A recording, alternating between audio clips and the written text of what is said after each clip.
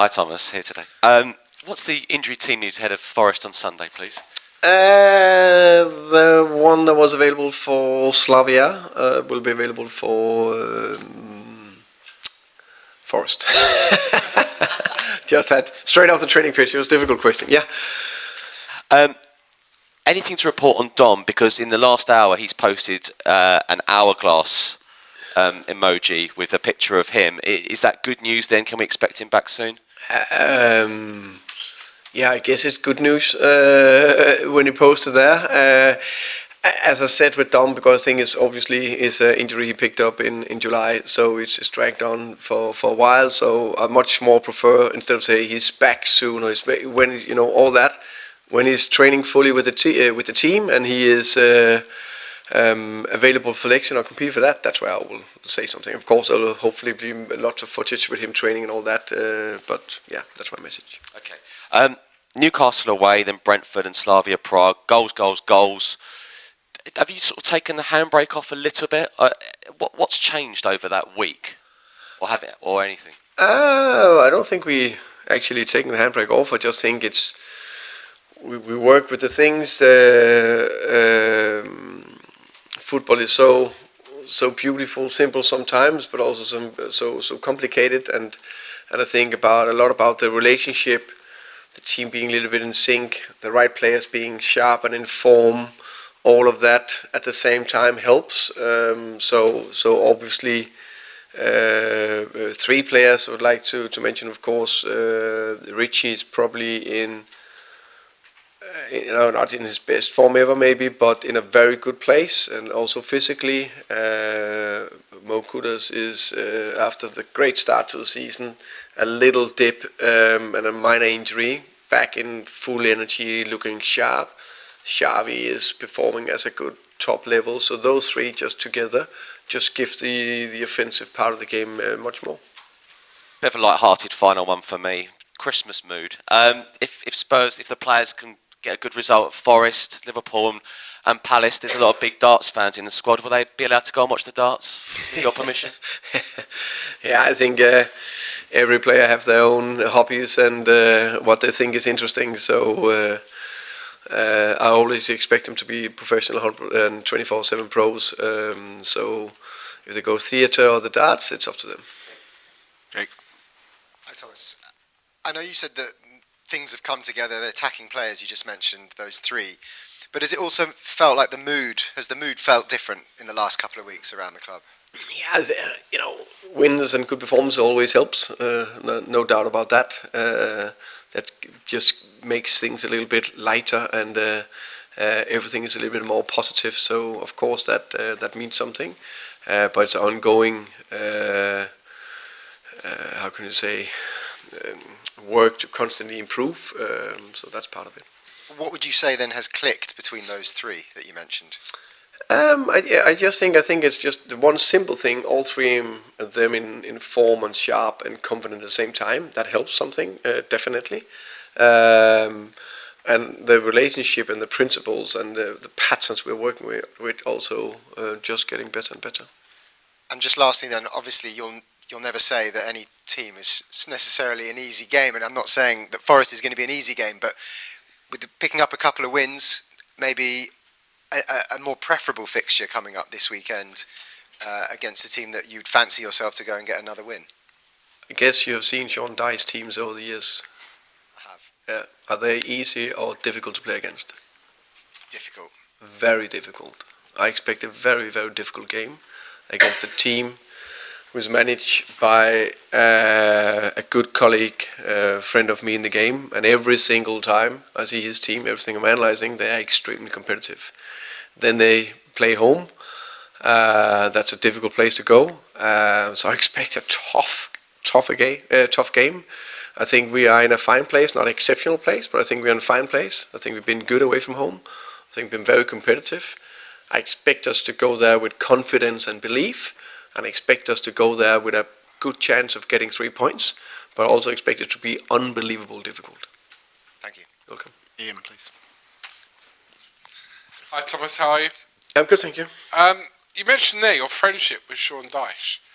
Explain how football managers' friendships work, because I mean, you're always busy on a training ground. He's always busy on a training ground. You're flying up to Newcastle or away to Paris. He's going somewhere. I mean, do you ever go out for a drink together? I mean, yeah. Well, I think of course it's some you meet with in different circumstances for whatever reason. Maybe we come together and as coaches talk about life and football. And I think it's fair to say that we are the only one that really understand each other. We are in the same together and dealing with the same problems and the same all sort of things. So I think that's a bit. I think that's nice to share experiences and thoughts with good colleagues, friends there. So of course when we play against each other, it's very competitive.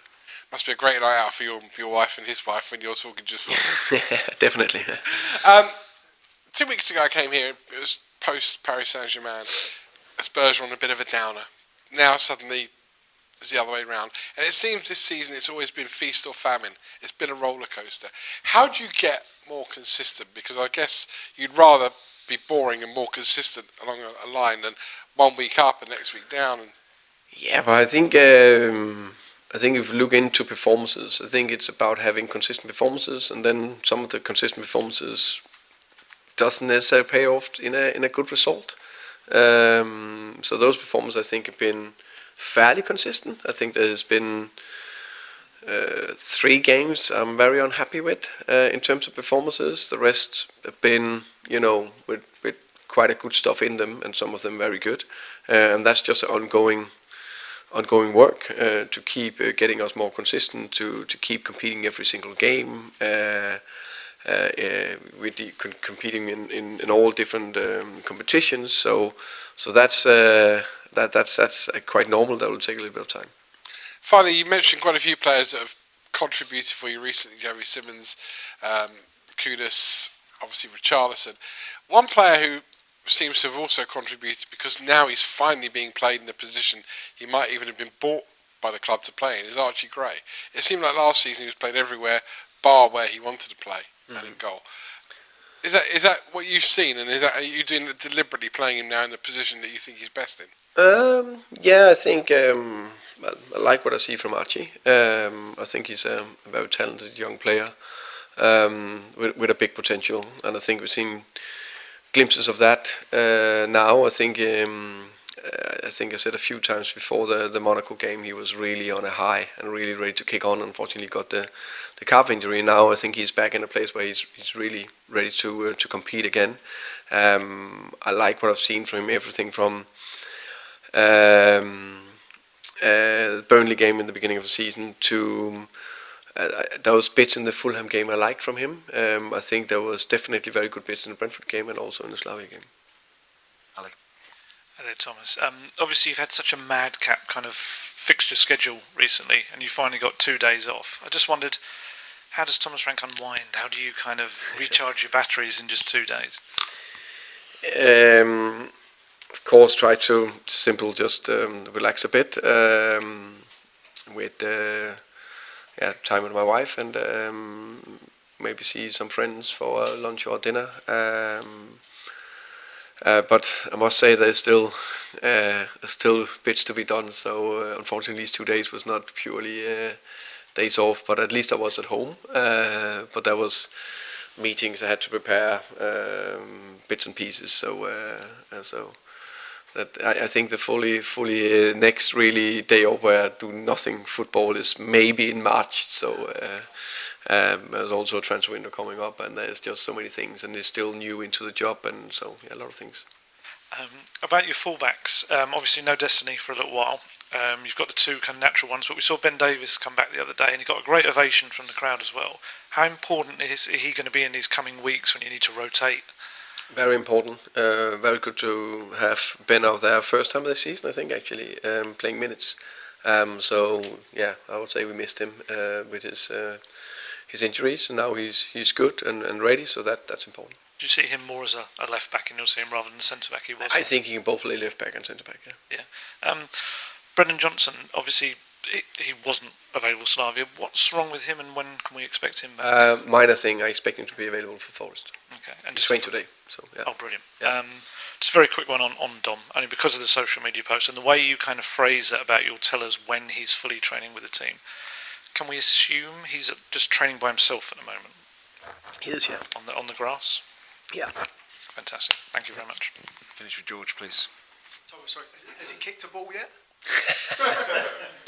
I'm happy to answer all these questions. I'm just getting a little bit bored of them because it doesn't. Let's talk about forwards. It's much more interesting. So much better news when saying now he's training fully with the team. He's available soon. But I know you guys need to ask questions, of course. Archie Gray, sorry, I know you mentioned him before, but you tried to sign him at Brentford, didn't you? And then Tottenham have took him off. Can you just explain how close you were and what you liked about him last season, and sort of, because it seemed like it was really close, and then Spurs swooped in at the last minute. So what did you admire about him last season? I think what I like about Archie, I think he's very good on the ball. I like he plays with his head up, so he can play short. He can drive with the ball. The pass for Pedro Porro for the penalty against Slavia was an excellent pass, perfectly weighted, playing in behind. Great capacity to cover the pitch. Good pressing skills, and I think he's young, but he has very good character. So I think he could be a leader in the future. Just in terms of your 25 games into Sundays, your Tottenham raid, I just want, as a manager, how long does it take sometimes to just get buy-in from the players that they're being taught a new philosophy, a new way of playing, and has that been sort of shadowed in the form really, in that November it was a bit patchy and now you've started December really well? Does it take a while for the players just to get into what you want from them? Yeah, I think it's, I think there's a lot of things also when you play a lot of games and you need to rotate and you try to find your team and all that. So it's not only about what I want. There's also a lot of circumstances that make it a little bit more tricky to make sure we are going to be where we want to be as quick as possible.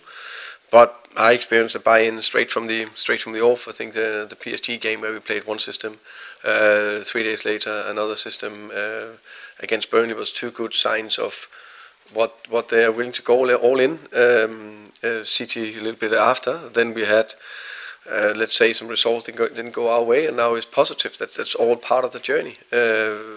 Going forward, there will hopefully be even longer spells of good performances and wins. But there will still also be some downs, and we need to get through that. So I think the only way to get closer and closer to each other is time, and working on relationships, and working to understand each other's ideas. That's the biggest thing. And then it is how we together handle the bad spells, because there will be bad spells. How do we handle them? Thank you. Okay, we'll end the broadcast section there. I'm sorry. The risk of boring you, Dom. But I think the question I'd like to ask Dom is why it's taken so long. I don't know when it's coming back, but it was described by you as a minor procedure. Yeah. He said straight after it had been successful. Yeah. Everybody said he hoped to be back soon, but he hasn't been. Yeah. Why not? Yeah, sometimes it's never so easy or straightforward with things. Maybe there is a minor setback. Maybe just take a little bit slower. That, without being too boring and talk about details about that. The thing is, it's more positive now, and I'm looking forward to really, hopefully, tell that he's on the training pitch and ready to be involved in the squad. Also, Spurs and Forest have both been through the Ange Postecoglou era, both out of that. Do you think that commitment to attacking football will be back ever? Do you think that what Ange did at Spurs and what Ange tried to do at Forest, has that set back that style of football? Has it proved it can't be successful in the Premier League, for example? Good question. I think Ange has been in many ways a very successful Spurs manager. I think they had a very good first season here in the Premier League, and I think they won the first trophy in I don't know how many years. So I think that's definitely part of success, and also had that in the past in Celtic and everything. So I think there's a lot of circumstances for why things are good and why things are bad. I don't think it's my job to go into details about that. Do you think he'll be back? People see him again? I don't know him personally, but I hope he clearly loves being a coach and be in the game. So I always hope that good coaches are coming back in. Tom. You mentioned friendship with Sean Dyche. It feels like his style of play is maybe like in vogue or more appreciated this season. Kind of come back off the back of what Matt was talking about maybe the free-flowing or free-floating, as you might put it, style doesn't happen quite as frequently as it did in the past. When you speak to Sean as friends, do you always have a laugh about how, these styles, they can be in fashion and suddenly out of fashion, and yet he's been pretty successful throughout his whole time? Yeah, I speak about a lot of things, but I think, of course, we speak about styles, culture, teams, players, everything. So that's part of it. But I think all styles have their advantages and disadvantages, and no doubt about that. And no doubt that Sean has proven to be extremely successful in the Premier League in many years, and I think showed great results in Burnley, obviously, and I also think done a top job in Everton in many ways. So, and I'm convinced that he will make Forest be successful. No doubt about that. Was it in the summer? It was quite well reported that you went after a particular Nottingham Forest player that maybe it didn't happen. And then you end up signing Xavi Simons eventually. In between that, James Maddison got a serious injury, which may well rule out for the rest of the season. Maybe he comes back towards the end. Was there any part of you that was slightly frustrated that Spurs didn't go for two playmakers in summer, given that they were after one when Maddison was fit, and then you only got one in the end after he got injured? In general, I said that before. I'm happy with signing off both Kudus and Xavi Simons, and as the two big offensive profiles match as well, we extended that, converted the loan to a permanent. So that bit I'm very happy with. There's a lot of rumours and if and buts and everything. Right now I have a squad. In many ways I'm quite happy with. There's of course things we always like to look into to improve, which I will keep for myself. But no, I'm happy, and I think both Kudus and Xavi have shown what they are capable of, and they're showing it more and more now. It feels like you've got a really exciting young team that's emerging, particularly in midfield. You've got those three gems really in Archie, Lucas, and Xavi. I think a lot of fans are wondering when they can all play together. But when we look back at Mauricio Pochettino, when he built something here back in the 2010s, he had a really young, exciting team that were able to grow over the years. Is that what you see with this crop? Not just those three, but Kudus is pretty young, and then do you see a team that can grow together and really become a force? Yeah, definitely. I think it's part of more or less any successful team or club. It is a team that's grown together. There's a core of players that even have a specific age where they can add level to the next 1, 2, 3, 4, 5 years. And you say a good example of, let's say, Xavi, Archie and Lucas. They are 19 and 22, I think. So that will be 24, 27, the peak age in 5 years' time. And along the way, hopefully there's a lot of good performance and results, and it will just get better and better, because if they play and they perform and we develop them and we do the right thing, then naturally the team will be better. And then they will have a better understanding, they will know each other better, they will hopefully care even more for each other. So that means also when it's really tough, they will run a little bit harder, or they will get through the tough spells and all that. So no doubt that any team need to grow together. And just one final one. Whenever you've been asked about Dom, you're bored of it, and you've explained your stance on how you're going to talk about him coming back. But one thing we haven't really asked you is how frustrated you've been with it, because I remember when you first got the job, did an in-house interview, you name-checked him as one of the really exciting players who scored a lot of goals. It must be really frustrating to not being able to have him pretty much the time. And no doubt, I would love to have him out there. would love to have Dom out there. I think to have a quality player like him in the squad, that will just help even more for competition, for rotation, for everything in the team. So the good thing is that I'm not in doubt he will be out there. George? Hi, Thomas. To go back to the summer, obviously well known the club wanted more Gibbs White, you did as well, clearly. Can you just talk a little bit about sort of why you wanted him, and I guess how much it disrupted the plans? Because it felt like on the outside he was joining Spurs, and I'm sure there was a lot of excitement, and all of a sudden it didn't happen, and obviously it would have been a key player for your plans this season. Yeah, man. In general, I don't want to speak about players that's not here because it gives us no benefit, nothing at all besides good stories out there. I'm very happy with the players I have. That's what I'm focusing on. If I ever speak about other players, it needs to be Messi and Ronaldo, and they're retiring soon, as I say. So, that's my stand. Can you sort of talk about how it kind of disrupted the plans to have a target? I guess a little bit similar to I think not about that specific situation or whatever we talk about other players. I just think in general, every position we have more players on the list for every position, for right back, centre back, number 6, goalkeeper, right winger, whatever. And it's never straightforward in terms of signing players. That's the one thing for sure. That's for sure.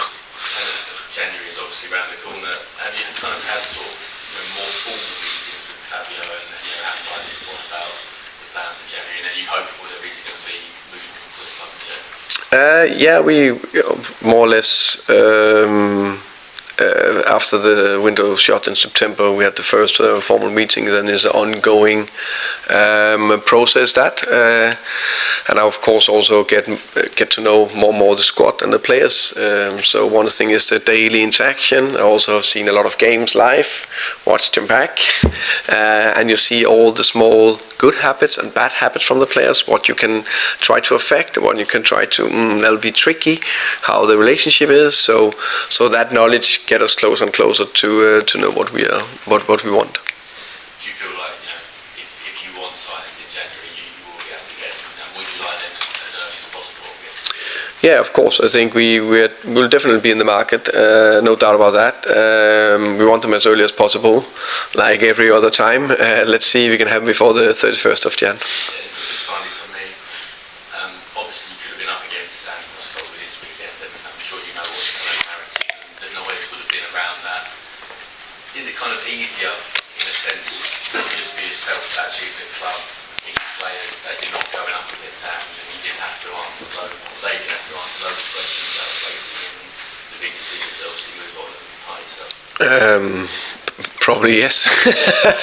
The only thing I can say, as I said before, and is a legend will always be. He won a massive trophy, big part of that, and we all stand on shoulders of others, and I stand on the shoulders of Ange, and I'll try to build from there. Jay, to finish, please. Hi, Thomas. On Tuesday, it looked like Jed was moving into central areas quite a lot. I just wondered if you could explain why he was doing that, and maybe if we'll see that more going forward. I think as part of we knew that they were man, so we had to move them around. Jed was the higher of the fullbacks in a quite flexible role to try to run off his marker and create space both for the outside for Wilson and also have an opportunity going in behind. And I think he actually solved that role quite well. And I think it's also a thing you will see more and more in modern football when team goes man, which team does more and more, especially in the high pressure. And that's some of the movements you can do because often it's a winger that is tracking the fullback. Wanted to ask you about the Under-17 World Cup in 2011. Yeah, it was a while ago. I remember a bit, yeah. What can you remember about Denmark's game against Ivory Coast? We lost 4-2. I think we went 1-0 down. And back to 1-1. I think there was one player scoring 4 goals for Ivory Coast, unfortunately. I can't remember his name, unfortunately. But it was one player who scored all 4 goals. Could you remember why he scored 4 goals. Why was he so difficult to come up against? Maybe he was physically strong, unbelievable. Yeah. Did you know that he then joined Spurs? Probably it was something near ringing a bell here. Yeah. That's it. Okay. We'll find out more. I'll find out more. Yeah. To be continued. I like that. We'll leave it there. Thank you.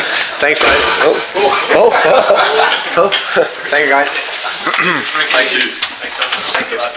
You'll find out, Moose. Why do you just? I don't read your